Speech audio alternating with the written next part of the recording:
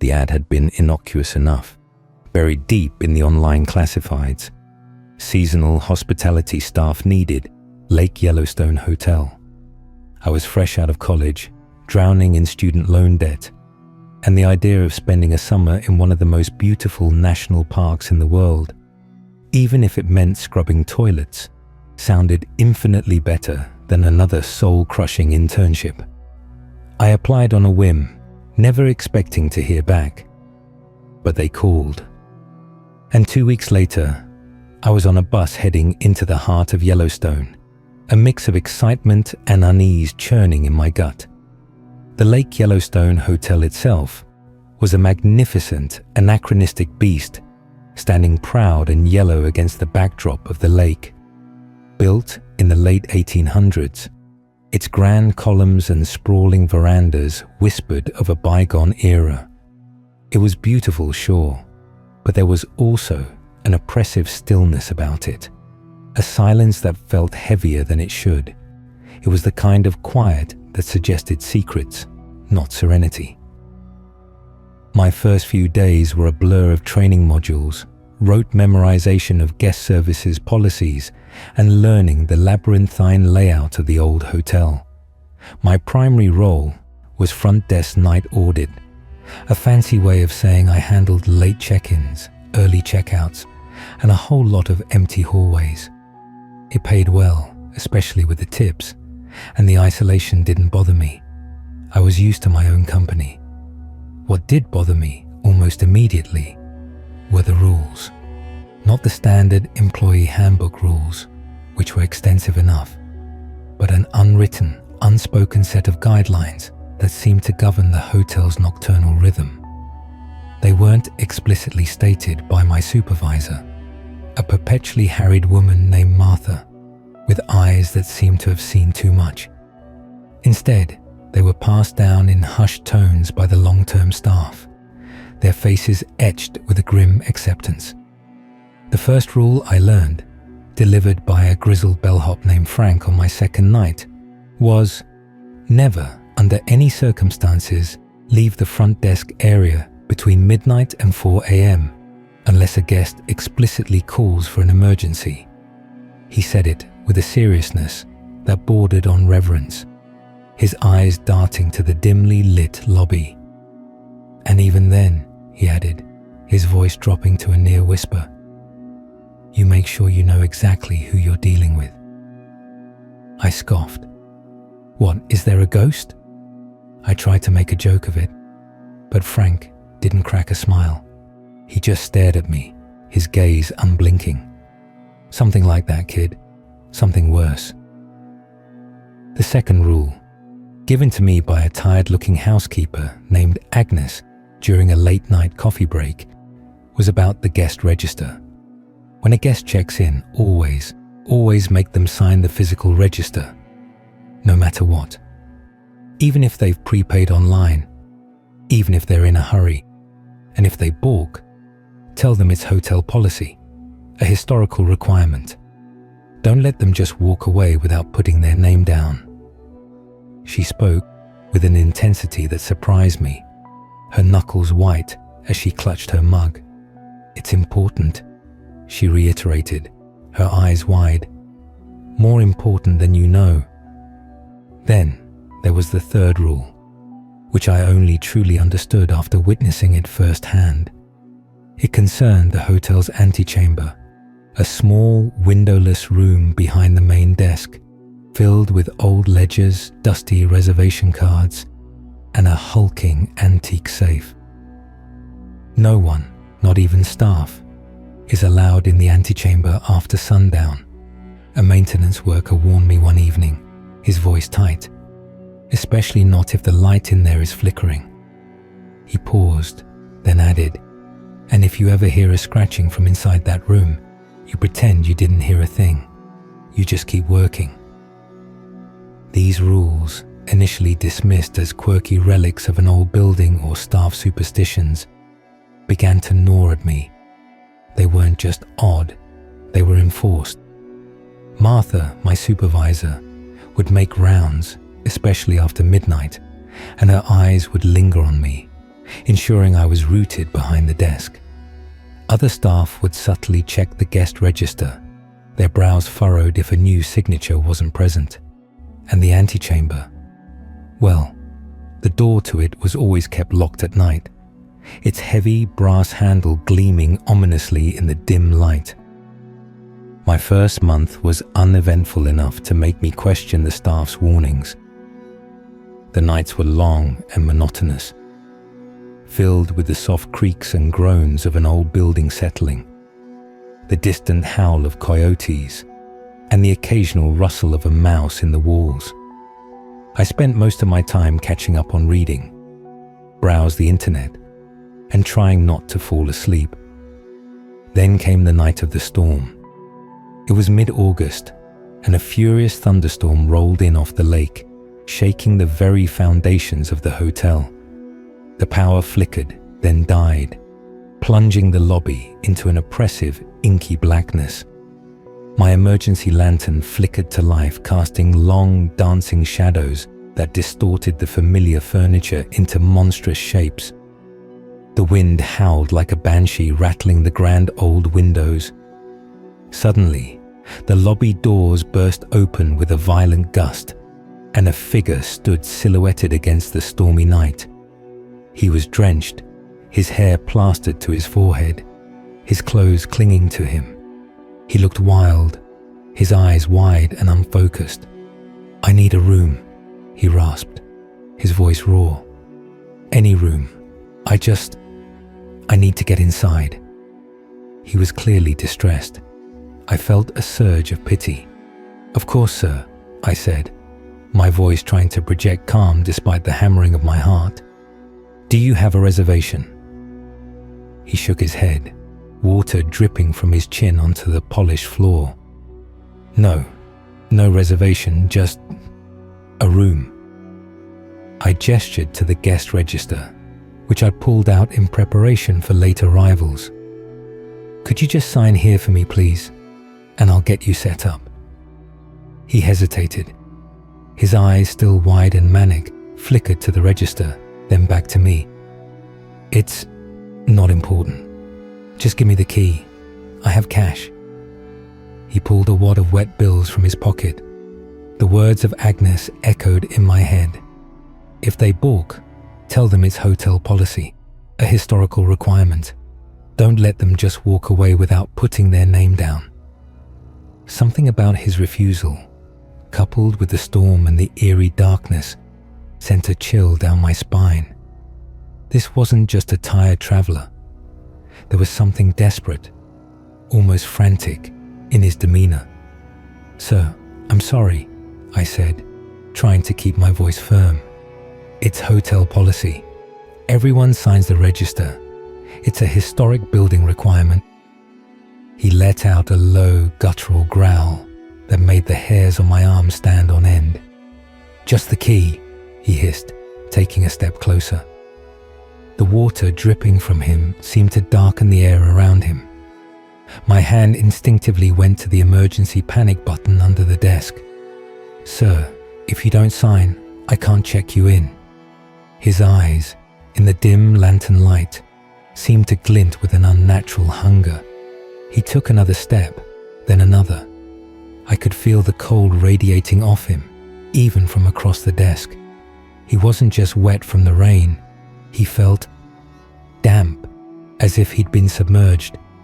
Then he stopped, his head cocked slightly, as if listening to something I couldn't hear.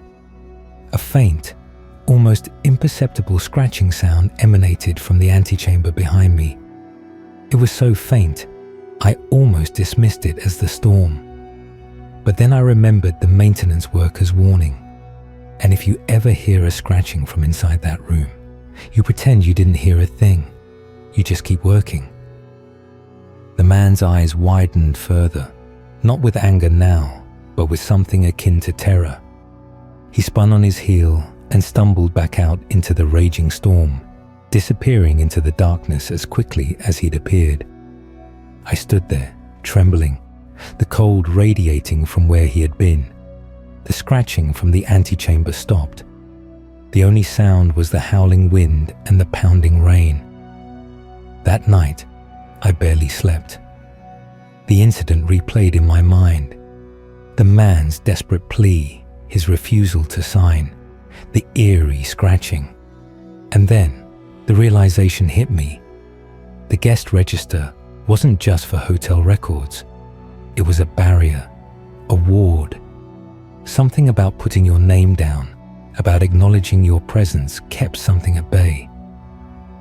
The next morning, the sun streamed through the lobby windows as if nothing had happened. Frank found me pale and exhausted.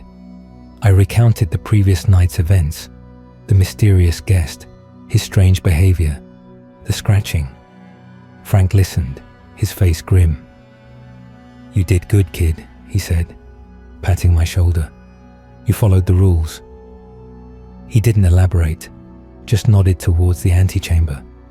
Some things, they need an invitation, or a lack of one. My shifts became a tightrope walk between mundane duties and an increasing sense of dread. Every creak of the old hotel, every whisper of wind, every flicker of the aging fluorescent lights in the back office made my skin crawl. The rules, once dismissed as eccentricities, now felt like a desperate plea for survival. The fourth rule came to me in fragments, spoken by various staff members with a mix of fear and resignation. It concerned room 217. Never clean room 217 without a supervisor present.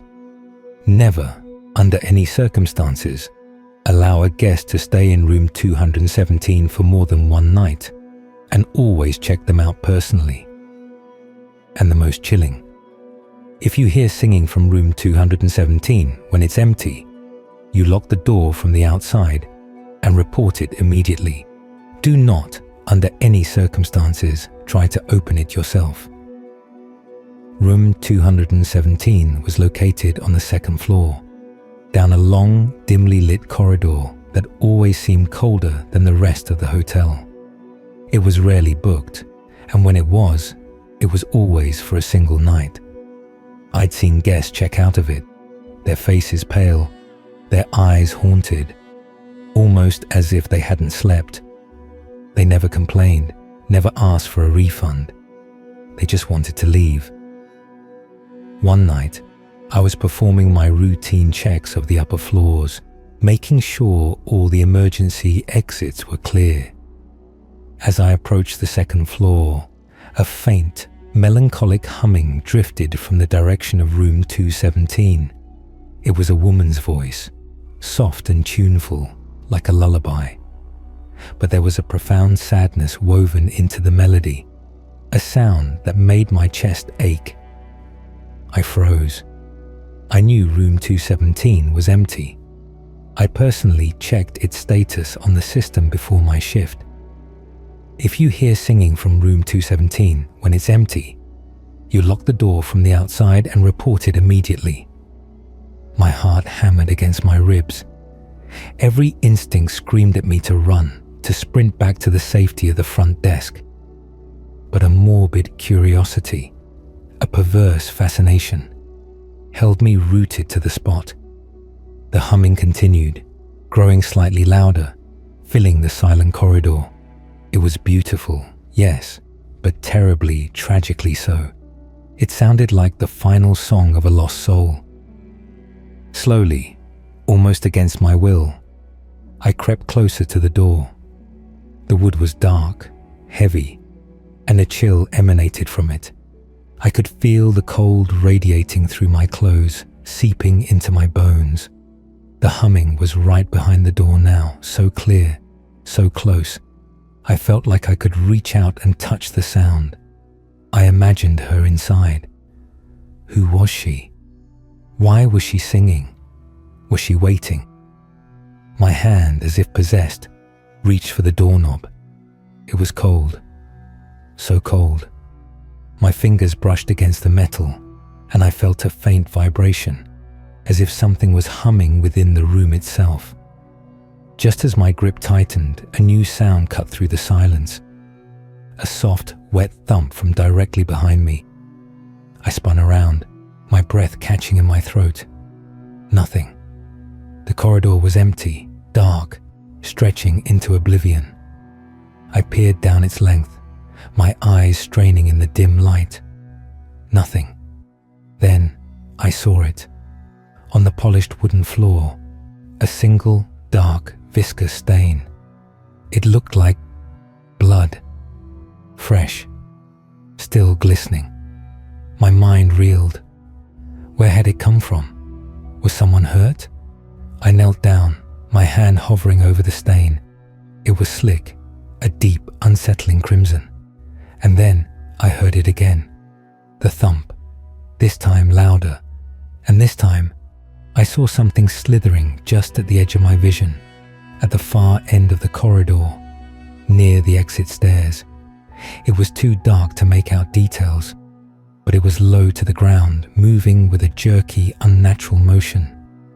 It vanished into the shadows before I could properly focus on it. Terror, cold and absolute, seized me. The humming from room 217 faded into the background. I scrambled to my feet, my legs unsteady, and without a second thought, I fumbled with the key to room 217. I jammed it into the lock and twisted it, locking the door from the outside. Then I ran. I didn't stop until I burst back into the safety of the lobby, gasping for breath, my body shaking uncontrollably. I didn't report the singing, not directly. I just told Martha that I thought I heard something odd near room 217, and just to be safe, I'd locked the door. She looked at me for a long moment, her eyes betraying a knowledge that went far beyond what she was willing to say. She just nodded slowly. Good.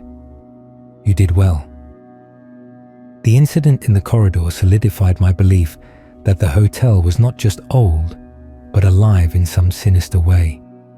The rules weren't for decorum. They were for containment. They were for survival.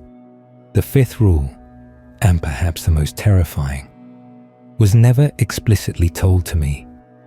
It was something I pieced together from whispered conversations, from the way staff reacted, from the very air of the hotel itself. It concerned the missing guest. His name was John. He was a solo traveler, middle-aged, somewhat disheveled, who had checked in about 3 weeks before I arrived. His name was in the register, his signature slightly shaky. He was supposed to stay for 2 nights. He never checked out. His room, 304, was directly above the antechamber. Housekeeping reported him missing after the 2nd day. His luggage was still there, his toothbrush in the bathroom, a half-read book on the nightstand. It was as if he'd simply vanished. The park rangers had been called. A perfunctory search had been conducted, but nothing was ever found. No trace, no note, just an empty room and a missing man. The official story was that he likely wandered off into the wilderness and became lost, or worse, fell victim to the elements or wildlife. But the staff knew better. Their eyes would dart to room 304 or to the antechamber whenever his name was mentioned. A palpable fear clung to his memory. One slow night, with only the distant rumble of a delivery truck disturbing the silence, I found myself drawn to the old guest register. I flipped through the pages, my finger tracing the names of those who had passed through the hotel's grand doors. And then I found it. John's signature. Below his name, faintly, almost imperceptibly, someone had scrawled something in tiny, spidery handwriting. It was almost like a continuation of his signature, as if his hand had kept moving, involuntarily. It read, "He waits for the song to end." My blood ran cold. The humming from room 217, the singing. It wasn't a lullaby. It was a siren song, a lure. And John had heard it. And then, another detail. Room 217 and room 304, one directly above the other. And directly below room 304, the antechamber. The pieces clicked into place, forming a horrific mosaic. The antechamber wasn't just a storage room, it was a cage, or perhaps a feeding ground.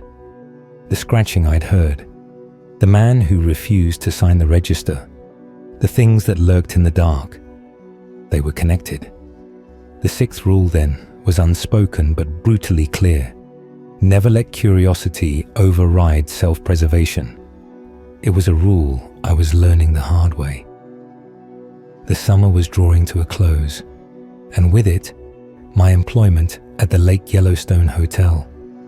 I was counting down the days, each one a reprieve from the oppressive atmosphere that had settled around me like a shroud. I'd lost weight, my sleep was fractured by nightmares, and my nerves were shot. My final night shift. The lobby was quiet, bathed in the sickly yellow glow of the emergency lights. The hotel's ancient wiring was always an issue. I was packing up my few personal belongings, the last vestiges of my time here. Suddenly, a faint, rhythmic thump, thump, thump echoed from above. It was coming from the third floor, from room 304, John's room. My heart seized. It wasn't just creaking. It was something heavy, insistent, like something being dragged, or something struggling. Every fiber of my being screamed at me to ignore it, to stay put, to follow the rules. But the thought of John, the image of his shaky signature, and the chilling message beneath it propelled me forward.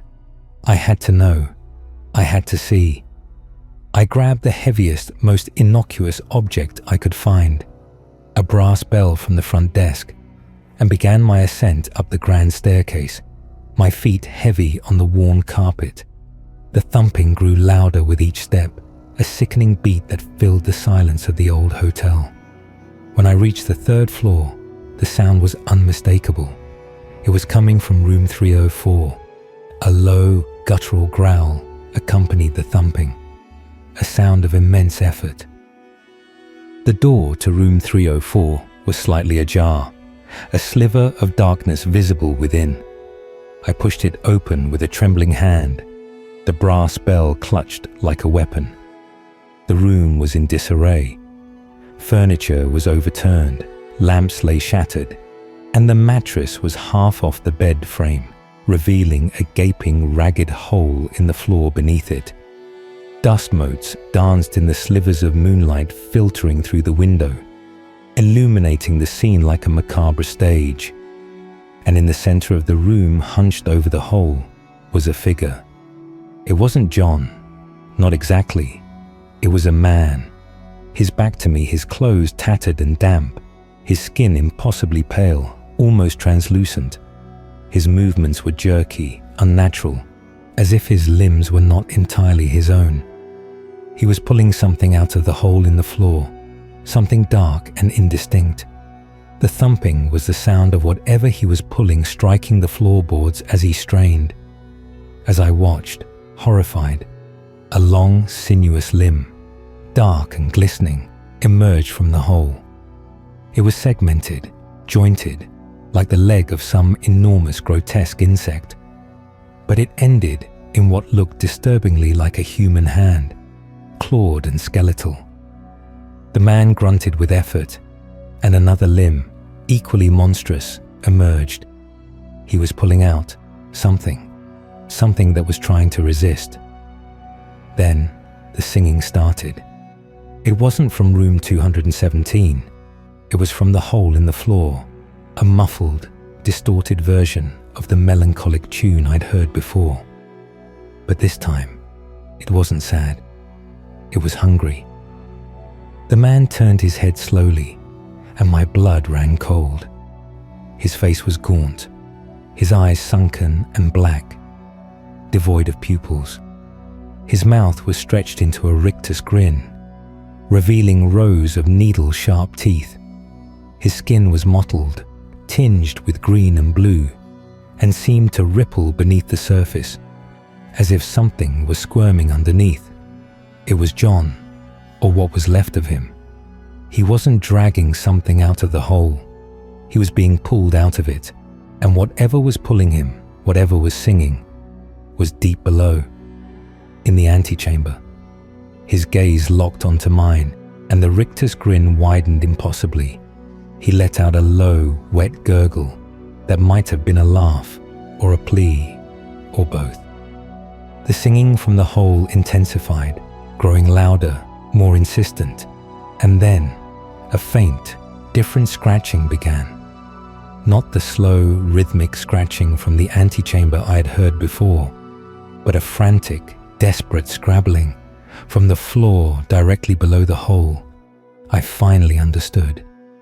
The antechamber wasn't just a cage, it was a doorway, and the things that lived there, the things that scratched and sang, they were trying to get out, and they used people like John to do it.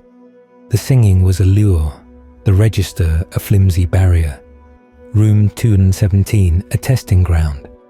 And John, poor John, he'd heard the song, he hadn't signed, and he'd been taken. And now, he was a puppet of whatever was beneath us. I stumbled back, my mind reeling. The brass bell clattered to the floor, forgotten.